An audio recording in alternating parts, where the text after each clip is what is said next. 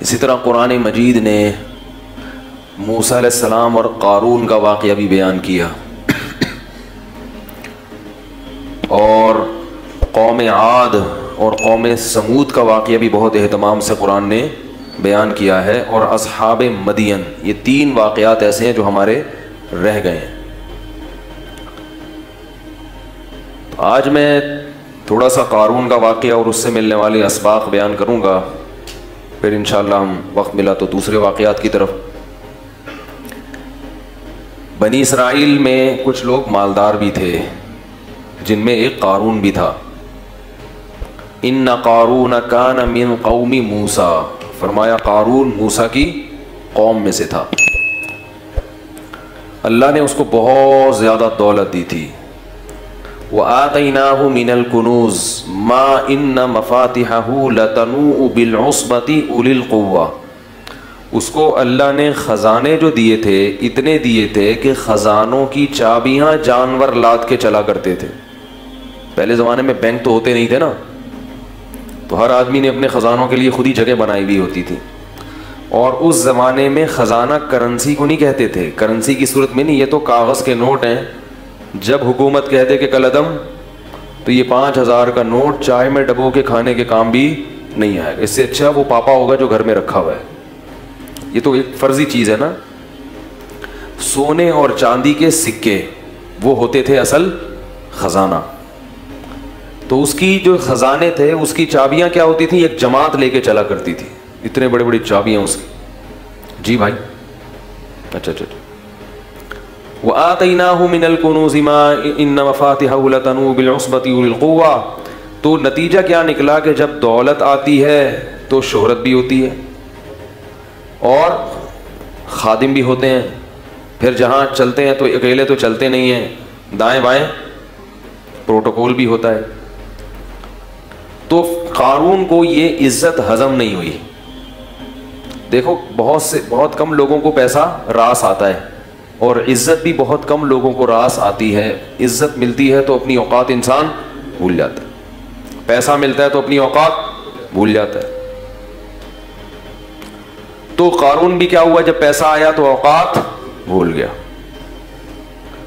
تو جو قارون کی قوم میں نیک لوگ تھے انہوں نے قارون سے کہا لا تفرح ان اللہ لا يحب الفرحین، اتراؤ مت، اللہ اترانے والے کو پسند نہیں کرتا۔ تواضع کرو، بھئی یہ کس کی دین ہے؟ اللہ کی۔ اس سے پتہ چلتا ہے کہ جب بھی کوئی نعمت ملتی ہے تو نسبت کدھر کرنی چاہیے؟ دیکھو تواضع کا مطلب یہ، تواضع اور احساس کمتری میں کیا فرق ہے؟ تواضع اور، بعض لوگ کہتے ہیں تواضع اس کا نام ہے کہ آپ کو اللہ نے کوئی نعمت دی ہو، آپ کہیں نہیں میں تو بالکل فارغ ہوں، میرے پاس کہاں، خاکسار ہے، مجھے کہاں۔ اگر میں نے کہہ دیا کہ ہاں یہ میرے پاس یہ کوالٹی ہے، نعمت ہے، تو کہیں تکبر نہ ہو جائے۔ لوگ کرتے ہیں نا، اس کو تکبر نہیں کہتے۔ اگر آپ کے پاس نعمت ہے اور آپ کو پتہ ہی نہیں کہ اللہ نے مجھے کوئی صلاحیت دی ہے، تو یہ تواضع نہیں ہے، یہ احساس کمتری ہے، جس کی وجہ سے آپ کبھی بھی ترقی، انسان کو یہ پتہ ہونا چاہیے کہ میرے اندر کیا خصوصیات ہیں، کیا کوالٹیز ہیں اور کیا برائیاں ہیں، تاکہ برائیوں سے بچنے کی کوشش کرے اور اپنی صلاحیتوں سے فائدہ اٹھائے۔ وہ فریب خوردہ شاہی جو پلا ہو کر گسوں میں، اسے کیا خبر کہ کیا ہے راہ و رسم شاہ بازی۔ شاہین کا جو بچہ تھا نا، انڈا، وہ کہیں گدھوں کے گھونسلے میں چلا گیا۔ گدھ جانتے ہیں، وہ جو مردار کھاتا ہے اس کی شکل بھی بڑی مکروسی ہوتی ہے، سر کے وہاں بال اڑے ہوئے ہوتے ہیں اس کے پیچھے کے گدی کے، مردے نکال کے کھاتا ہے وہ۔ اور شاہین بڑا خاندانی جانور ہے، اس کی شکل بھی خوبصورت۔ اللہ نے جانوروں کو جو جیسے کام دیے نا اسی حساب سے ان کی شکل بھی بنائی ہے۔ یہ بھی اس کی علامت ہے کہ یہ کائنات اتفاق سے وجود میں نہیں ہے، اس کو ایک سوچے سمجھے منصوبے کے تحت ڈیزائن کیا گیا ہے۔ شیر کی شکل بھی کیسی ہے؟ شیروں والی، اور گیدڑ سالہ حرکتیں جیسی گیدڑوں والی، تو منہ بھی گیدڑوں والا ہے اس کا۔ کتے کی شکل بھی کیسی ہوتی ہے؟ کتے جیسی ہوتی ہے۔ تو ہر جانور کو نا اسی حساب سے بنایا۔ لوگ کہتے ہیں نا کتے کو کتا کیوں کہتے ہیں؟ حرکتیں کتے جیسی ہیں اس کی۔ کتے کو کتا کیوں کہا جاتا ہے؟ حرکتیں کتے جیسی ہوتی ہیں۔ تو شاہین جو ہے وہ بڑا خوبصورت جانور ہے, شکار کر کے کھاتا ہے, اور اس کے شکار کا اسٹائل اور انداز بڑا خوبصورت ہوتا ہے. کبھی دیکھیں آپ, اس پہ سرچ کریں یوٹیوب پہ. تو اب وہ جو اس کا انڈا تھا نا شاہین کا, اس کی مادہ کا انڈا, وہ کہیں گدھوں کے گھونسلے میں رہ گیا. اب وہ بڑا ہوا تو اس کو یہ پتہ ہی نہیں کہ میں کیا ہوں, شاہین. حرکتیں اس نے گدھوں جیسی شروع کر دی, وہی گھٹیا حرکتیں, مردار کھانا, مردے سونگنا جا جا کے, کبھی جھپٹنا پلٹنا اور شکار کرنا اور عقابی نگاہیں ڈالنا. یہ چیزیں کیا ہوا, دیکھتا بھی ایسے ٹیڑھی آنکھوں سے تھا. عقاب تو ایسے دیکھتا ہے نا, ایسے دیکھا, وہ عقاب کی آنکھیں بہت تیز ہوتی ہیں. شاہین کی, شکرے کی, یہ جو جانور ہے نا, یہ ان کی بڑی تیز آنکھیں ہوتی ہیں.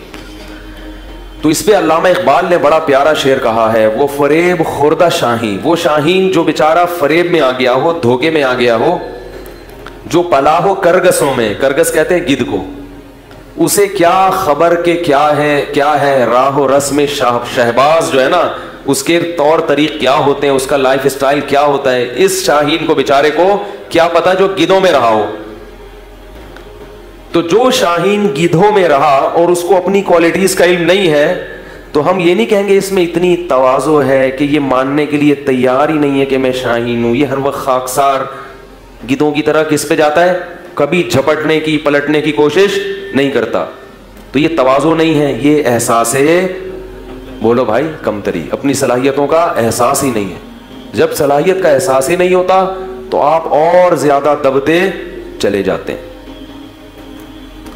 اس لیے انسان کو اپنی صلاحیتوں کا علم ہونا چاہیے. بڑی صلاحیتیں دی اللہ نے انسان کو, آپ کے پاس ایک صلاحیت نہیں ہے تو کوئی دوسری ہوگی.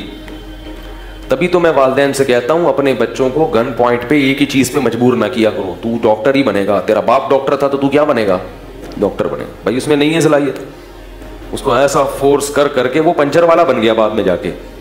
ٹھیک ہے, وہ کہیں کا بھی نہیں رہا, حالانکہ اس میں کسی اور چیز کی صلاحیت تھی, مگر آپ کو نہ ادھر کا رہا نہ ادھر کا رہا. پنچر کی دکان کھول کے, جائز کام ہے پنچر کی دکان, کوئی برا کام نہیں ہے, لیکن جو والدین بنانا چاہتے تھے وہ تو نہیں بنانا, بن گیا وہ.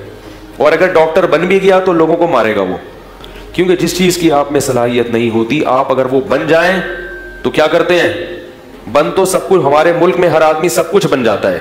جب لوگ مفتی بن سکتے ہیں بغیر علم کے اور محقق بن سکتے ہیں, تو ڈاکٹر انجینئر کس کھیت کی مولی ہے بھائی, محقق بنے ہوئے لوگ.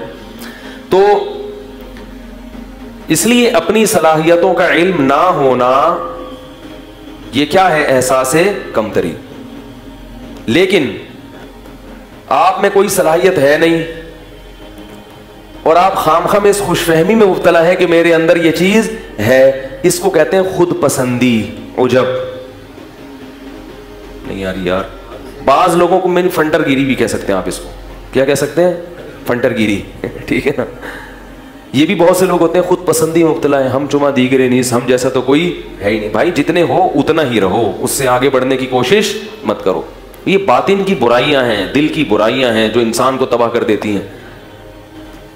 تو جو صلاحیت ہے اس کا علم ہو, مگر اس صلاحیت کو اپنا کمال اگر سمجھنا شروع کر دیا تو یہ تکبر ہے جو اللہ کو پسند نہیں ہے.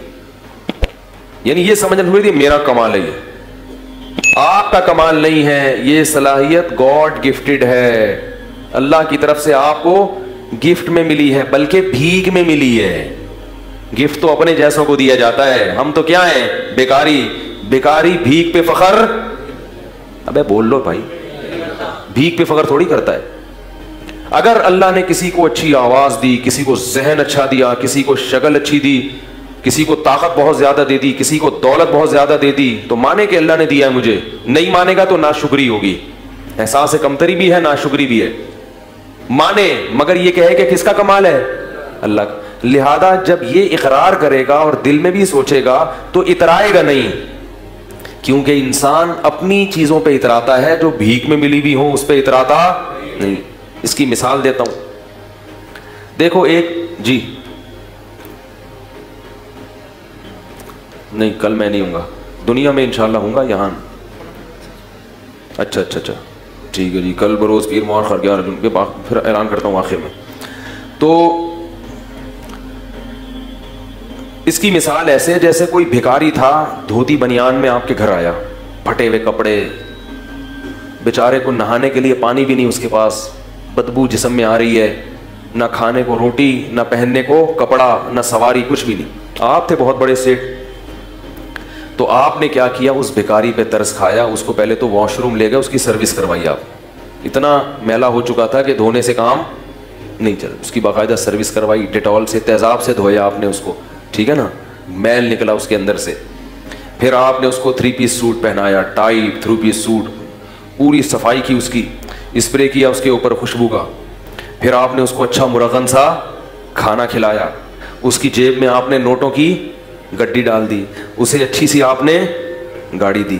تو وہ شرم سے گڑا جائے گا نا ہے, یا ان چیزوں کے بعد وہاں کھڑے ہو کر یوں کرنا شروع کر دے گا, اور ایسے ایسے اپنا سینہ کرنا شروع کر دے گا, اور گاڑی بولے گا کیا ہے بھائی, کون ہو, کس سے ملنے آئے ہو, جانتے نہیں ہو میں کون ہوں, ایسا کرے گا. وہ باہر نکلے گا اتنی شرم سے, گاڑی میں بیٹھے گا, یار میں کہاں, اور یہ سوٹ کہاں, یہ گاڑی کہاں, میں تو رکشے کے بھی قابل نہیں ہوں, اور مجھے اس سیٹھ نے کیا کیا میرے لیے.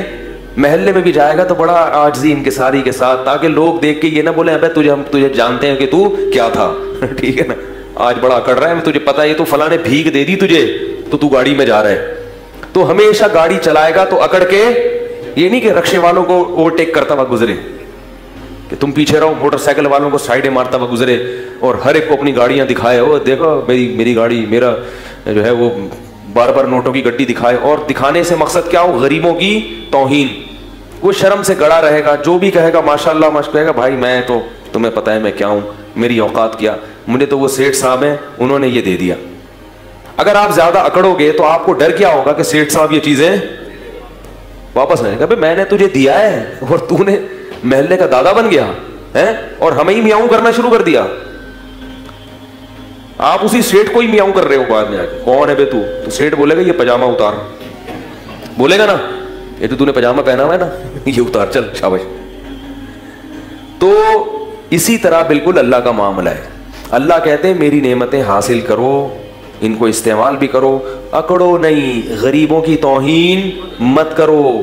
گاڑی والا رکشے والے کو حقیر مت سمجھے, رکشے والا پیدل والے کو حقیر مت سمجھے. لوگوں سے یہ نہ کہو میرا کمال, میرا کمال, بولو کس کی دین, اللہ کی دین. شکر گزار بنو, شکر سے انسان میں اور عاجزی پیدا ہوتی ہے, اور تکبر سے انسان میں عقل پیدا ہوتی ہے, فرعونیت پیدا ہوتی ہے. سمجھ رہے کہ نہیں سمجھ رہے؟ تو قارون میں بھی ٹیکنیکل فالٹ ہو گیا تھا کہ اس کے پاس جب پیسہ آیا تو اپنی اوقات کو بھول گیا. اللہ بھی جو, یہ تو سب اللہ دے رہا ہے نا, اور ہم بھی اپنی اوقات کو بھول جاتے ہیں. ہماری اوقات کیا ہے؟ ایک بزرگ تھے, ان سے کسی وقت کے متکبر نے کہا کہ تو مجھے جانتا نہیں ہے میں کون ہوں. وہ بزرگ کے سامنے اس نے کیا کہا کہ آپ کس سے بات کر رہے ہو, آپ کو پتہ نہیں ہے میں کون ہوں؟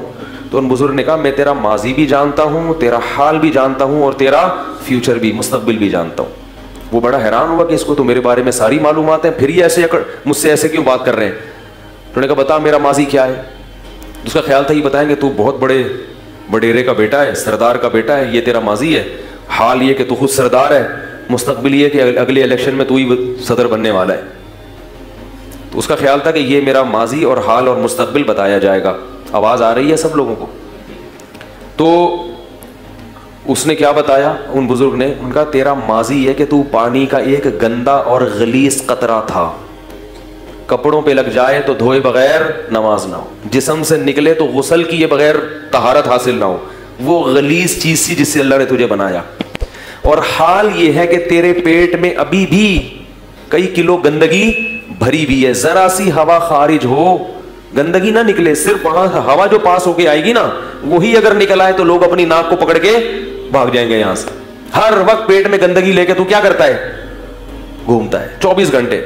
اور تیرا مستقبل یہ ہے کہ ادھر تیری روح نکلی اور ادھر تیرے جسم میں سڑاند پیدا ہونا شروع, پھول کے پھٹ کے کیڑے پڑ جائیں گے.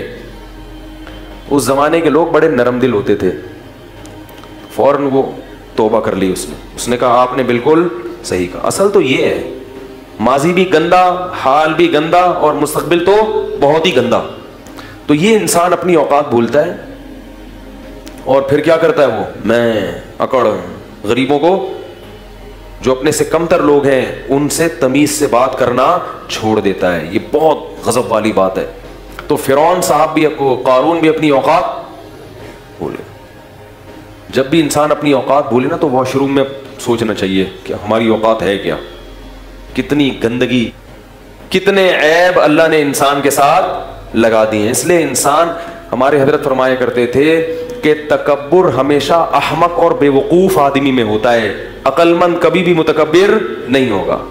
ہمیشہ یہ احمقوں اور بے وقوفوں کا کام ہے. عقل مند کو پتا ہوتا ہے کہ ہماری حیثیت کیا ہے. 2 منٹ لگتے ہیں عزت جانے میں بھی, دولت جانے میں بھی, صحت جانے میں بھی. بڑے بڑے پہلوان ہیں, کوئی بیماری لگی ہڈیوں کا ڈھانچہ بن گئے, 2 منٹ لگتے ہیں انسان کو تباہ ہونے میں, پھر بھی اکڑتا ہے میں یوں میں یوں میں یوں.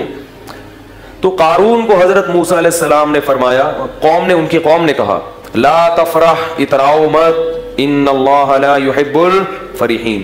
یاد رکھو اگر کسی کو اللہ نے دولت دی ہے, وہ اچھی گاڑی میں گھومتا ہے, اس کے ساتھ نوکر چاکر ہوتے ہیں, تو یہ عمل شریعت میں ناجائز نہیں ہے. بعض لوگ نا شریعت کو سمجھتے نہیں ہیں اور ہر جگہ فٹ کرنا شروع کر دیتے ہیں قرآن کی آیتیں. اترانا کسے کہتے ہیں یہ میں نے آپ کو بتا دیا. محض خادم کثرت سے رکھنا, خدمت گزار. اگر اللہ نے آپ کو پیسہ دیا تو آپ خادم رکھ سکتے ہو, 10 خادم رکھو, آپ خادم بھی رکھو, گاڑی بھی اچھی رکھو, کپڑا بھی اچھا پہنو, لگژری لائف اسٹائل اختیار کرو. تو اللہ کی نعمتوں سے لطف اندوز ہونا یہ تکبر نہیں ہے. اللہ کی نعمتوں پہ اترانا یہ کیا ہے؟ تکبر ہے. علماء نے مسئلہ بیان کیا ہے, فقہا نے, کہ اگر کوئی شخص کسی مالدار گھرانے کی خاتون سے شادی کرتا ہے, جس خاتون کے گھر میں خود کام کرنے کا رواج نہیں ہے, اتنے لگژری لائف اسٹائل ہے ان کا کہ ان کے ہاں نوکر کام کاج کرتے ہیں, عورتیں گھر کے کام نہیں کرتی. تو فقہا نے لکھا ہے کہ اگر ایسے گھرانے سے آپ بیوی لے کر آئے تو آپ اس سے گھر کی خدمت نہیں کرا سکتے, بلکہ آپ کو اس کے لیے نوکر کا انتظام کرنا پڑے گا. کیوں؟ قرآن کہتا ہے عاشروہن بالمعروف, عرف کے مطابق ان سے پیش آؤ. تو ان کا عرف یہی ہے کہ ان کے ہاں کام, پیسہ اللہ نے زیادہ دیا ہے تو بھائی وہ کہتے ہیں ہمیں پیسہ ہے تو ہم کیوں پکائیں روٹی, ہم نوکر رکھ لیں گے. تو یہ جائز ہے اس میں, اگر ہو پیسہ. نہیں ہے تو خام خواہ میں شو بازی کی کوشش نہ کرو, قرضے لے لیکن صرف دنیا کو دکھانے کے لیے کہ ہم لوگ اصل میں بہت اعلیٰ خاندان کے ہیں, ہمارے ہاں خود کام نہیں ہوتا, نوکر ہمارے ہاں روٹی پکاتا ہے, نوکر کو دینے کے لیے تنخواہ ہے نہیں.